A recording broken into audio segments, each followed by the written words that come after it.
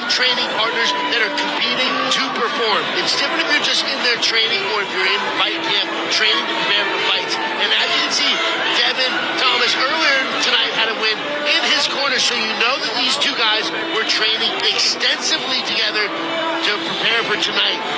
There's definitely something that can be said for the camaraderie that you take into the cage with you. It's not just you in there. It's you, the support of your coaches, and the training that you put in. I always tell some of the people that they ask me to describe what it's like to step in an MMA cage. And the hard work was already done in the months leading up to the fight. Once you signed the contract and you started training for this opponent, that was the hard work. Now it's time to go out there and have some fun. Yeah, what happens inside the cage is just the tip of the iceberg when it comes to fighting. Fight camp is the majority of what happens. That's what really determines what the tip of the iceberg typically looks like. Well, let's take a look at the tail of the tape for this welterweight fight here at Lights Out Extreme Fighting. Both athletes, 33 and 32, a very tall welterweight bout coming up. 6'4", Stephen Sainsbury. He actually has a 3-inch reach advantage, making his pro debut. This matchup is brought to you by Lights Out Sports TV, a free ad-supported multi-sports platform. Just sports available on Roku, Apple TV, Amazon Fire, Android, and iOS platforms. Here's Tyson Johnson. Ladies and gentlemen, this next bout will be 3 5-minute rounds in the welterweight division. Introducing first, fighting out of the blue corner. This fighter stands 6 feet 4 inches tall. He weighed in at 168 pounds. He represents Estero Bay MMA. Ladies and gentlemen, making his fight debut out of Morro Bay, California, please welcome Stephen the Savage Sainsbury.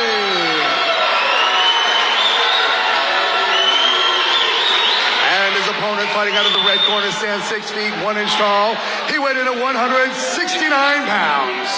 He represents Seasons Muay Thai with a mixed martial arts record of 1 win and 1 defeat. He hails from Chicago, Illinois. Please welcome the Boogieman, Stephen O'Brien. Your referee for this bout will be John Toll.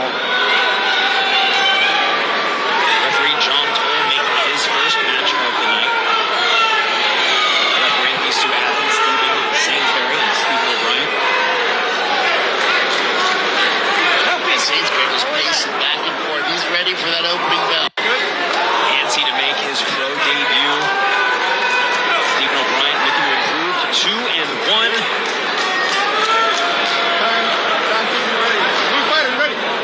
Ready. Let's go.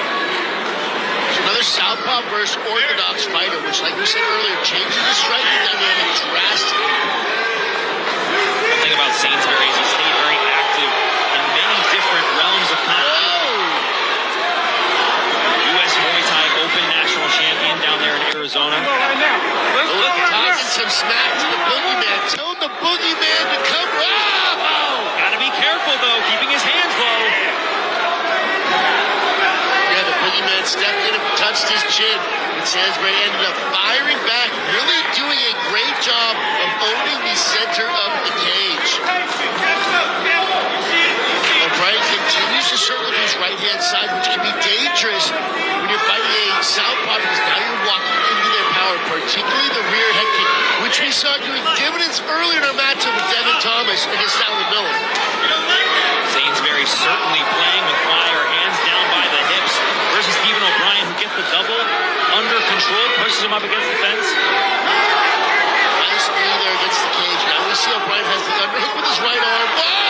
Big elbow lands. Yes, you see his left hand on the elbow. He's coming down with the takedown. I expect him to come high again and maybe come over the top with that left elbow.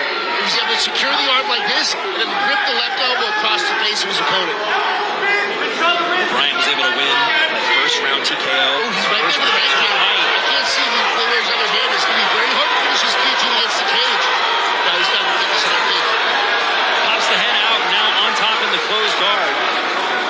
And one thing about this, whoa! This, Sainsbury in an arm bar. He loses the arm. And now he's trapped with his head tight against the cage, which is a terrible place for ground and pound. Throws up a triangle attempt, secured his legs. Let's see if he's able to get enough force to get it tight. It's tough though when you got a guy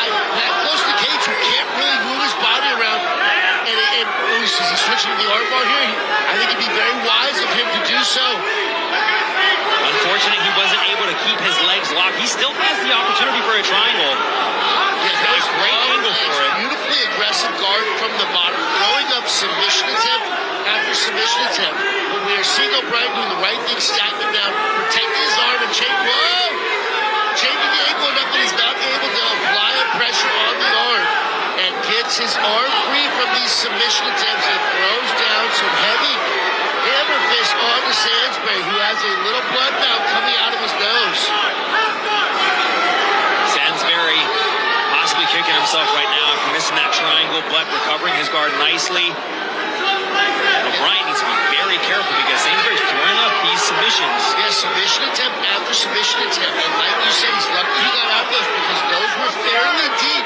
Again, climbing his legs up high, as he should be. When you are a long guy, you see O'Brien pass the guard. And now a guillotine attempt for Stephen O'Brien. This is deep. And the way he came up, it looks like he got under the chin. I'd like to see the other side. I can't see. Doesn't look like he's going to be able to finish this though yet. That's tough from this angle. When you have the arm in on the guillotine, you have to crunch your body so much harder, and you got to use your legs to extend and pull on the neck as well. And now Sainsbury's rallying back. Yeah, he's serving up some ground and pound of his own. Now Bryant immediately gets back in his face. We see a little bit of blood coming out of the nose of Sainsbury. Mouthpiece comes out, just throws it back in. Let's get back to work, baby. Wow, incredibly scrappy fight thus far. And it being two kickboxers, seeing a lot more grappling than I had initially anticipated. Couple connections for Stephen Sainsbury, and sprawls so far on this shot. Maybe the dig of the underhook and block the takedown. Maybe we're going to see a Dar's attempt here. Sainsbury utilizing the front headlock to drag O'Brien down a little bit. I'd like to see him threaten a choke. He's got those really long arms. Beautiful job there of escaping that. Getting his head free, dropping the takedown by O'Brien. Bryant now backpedaling into the cage. Now, the last 30 seconds of the first round. This has been an action-packed first round. I'd like to see a little bit more elbow usage here by Sainsbury, particularly against the cage.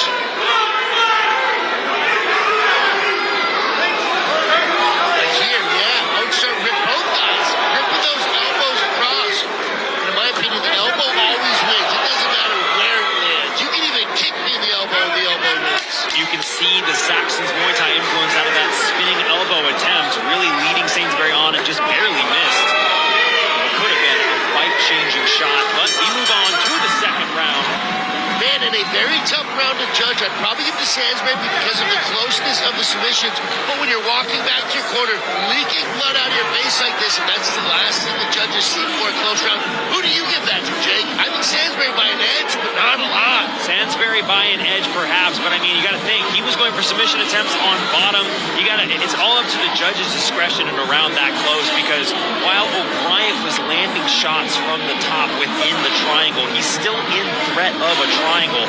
So here's some of the replay of that first round. I mean, O'Brien landing shots from the top, but it was an energy expending round on both athletes' part. O'Brien goes for this guillotine, but with the arm in, it's so difficult to finish. He even gets the full lock, extending the hips, but Sainsbury is just very game to withstand a submission like that. Yeah. So we did see some fantastic ground and pound out of O'Brien from the top position, even when he was defending a relatively deep submission attempt. And in my opinion, this is fighting. And I think damage should be the number one thing looked at in a round. I'm not saying Sainsbury got more damage, but he looked more damage at the closing moments of the round. To your point, Blake, Stephen the Boogieman O'Brien actually did win his first professional fight from within a leg entanglement. Nearly got heel hooked, but was able to land so many shots from the top that he knocked out his opponent. So no stranger to fighting within a submission.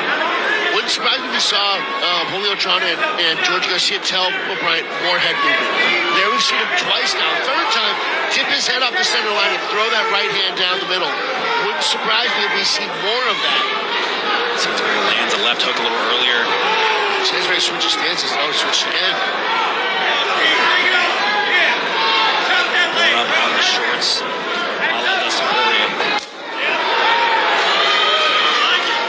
Sainsbury getting comfortable, throwing a variety of strikes. We saw him do that early in the first round. Very interesting stand-up approach by Sainsbury. Uppercut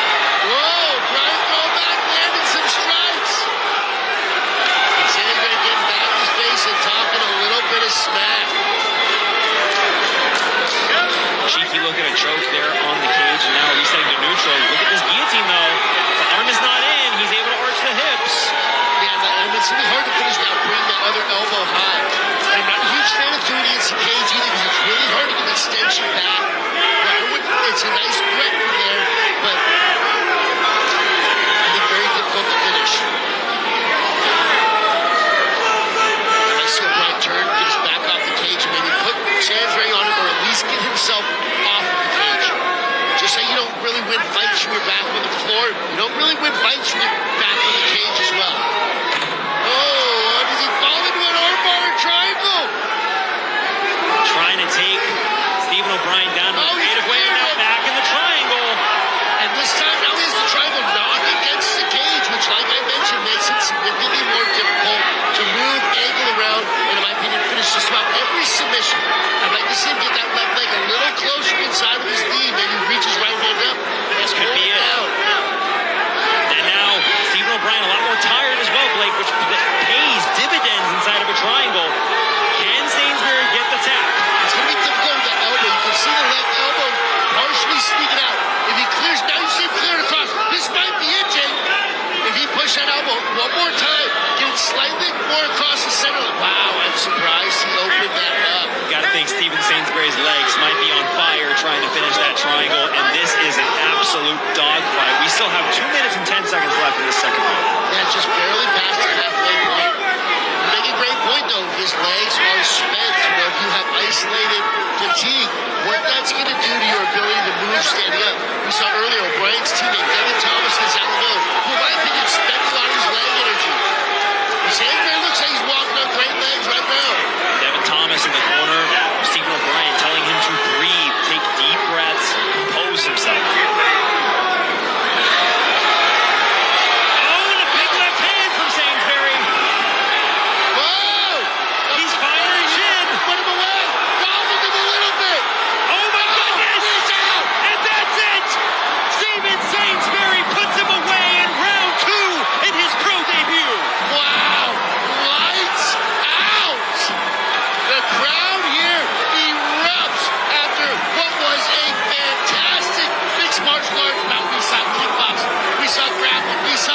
And then we saw a knockout win for the pro debuter, Stephen Savage Sainsbury, and the winner tonight of the Battle of the Stevens. My goodness, and you know, we thought throughout the match that he might be the one to win by submission.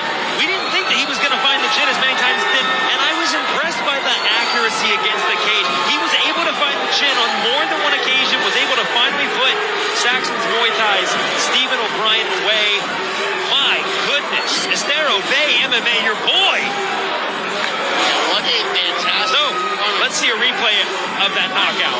Let's see a replay of it right here. Blake Tucker. Yes, we saw a tired O'Brien who kind of tried to bait him in there. That left at the beginning started to wobble a little bit. And I think it was an uppercut right about here that ended up really, boom, putting him down. Lands, Frank Trigg jumps in and stopped our, watch this, it's right up there, right here. Boom, and he's hurt. But the one to put him down, boom, that uppercut right up the middle. Fantastic precision strikes by Sainsbury. Watch one more time.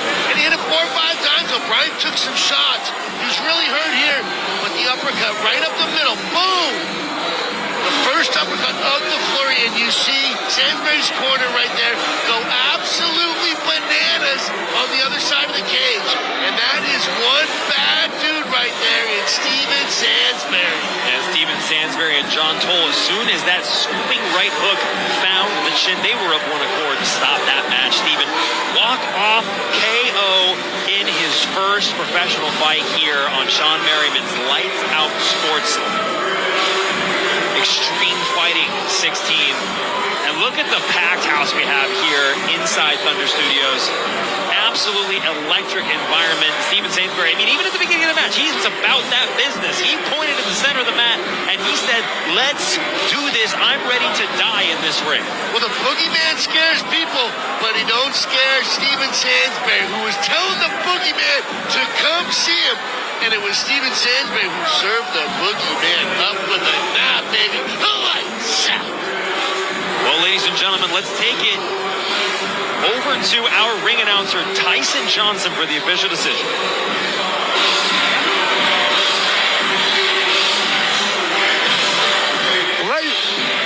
Ladies and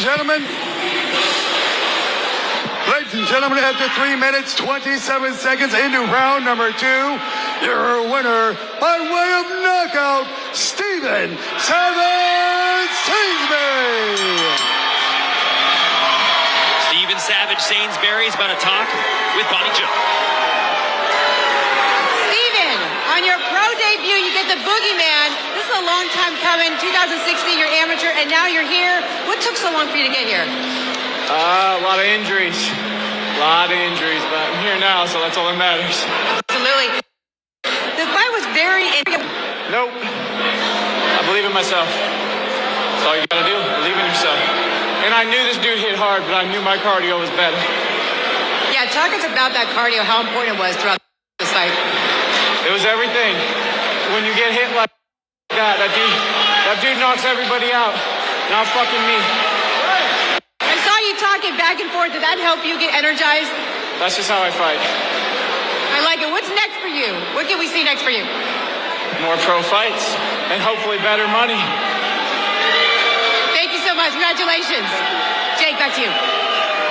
Well, thank you so much, Bonnie Jill. We're here in the commentary booth. Jake Watson joined by Bulletproof Blake Troop. This is an absolute banger of a fight card. I mean, what a knockout, Blake. And a performance all the way around. Almost saw him get a submission win, twice in the first round, went for the triangle again in the second round. I was questioning what he might have left in his legs, but I shouldn't have been. He believed in himself, and he came in here and he manifested that knockout win here in the second round. You know, he kept on charging forward the entire fight. It started out very equal, very competitive. We were thinking Saxon's Muay Thai brings an incredibly disciplined version of Muay Thai striking into the MMA cage, and we saw that. Stephen O'Brien looked incredible. So, though, did Steven Sainsbury. And as the fight went on, it looked like it was going a little bit further in the direction of the Savage. You know, and like Steven Sainsbury said, this dude knocks everybody out. And you almost got to wonder, did he maybe take a little confidence out of O'Brien, who's used to touching people and then going to sleep? And it's like, man, I just hit this dude with some big shots, and he's saying, come on, let's do it right here in the middle, which could be a little intimidating. Yeah, for sure. Let's take a look at some of the highlights from that match.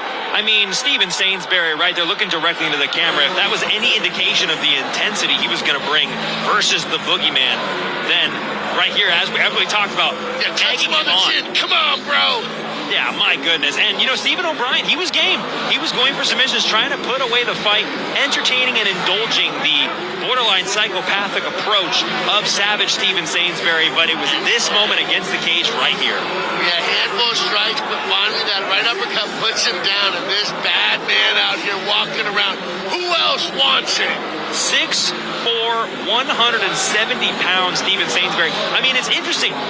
We typically see 5'10", 5'11", but 6'4" at 170 pounds. You got to think there's a lot of matchups for him out there in the 170-pound division, especially here at LightsOut Extreme Fighting. Yeah, what a massive advantage it is to have that much reach and length on your opponent. And not just that, but he's got long legs, long arms. You know, just how tall you are isn't the whole story. But having those long limbs that he has and able to fight with a great jab, great straight kicks, this kid is going to be a difficult puzzle to solve for the welterweights out here at LightsOut Extreme Fighting. Well, our next bout is a catchweight at 160 pounds between Benjamin Orozco versus Yonsei Mejias. That is going to be an absolute banger as well. Yonsei Mejias is a very accomplished wrestler coming in to the LightsOut Extreme Fighting stage, and Benjamin Orozco has a wealth of experience on his side as well. Very excited for that one. Don't go anywhere. We'll be right back after this.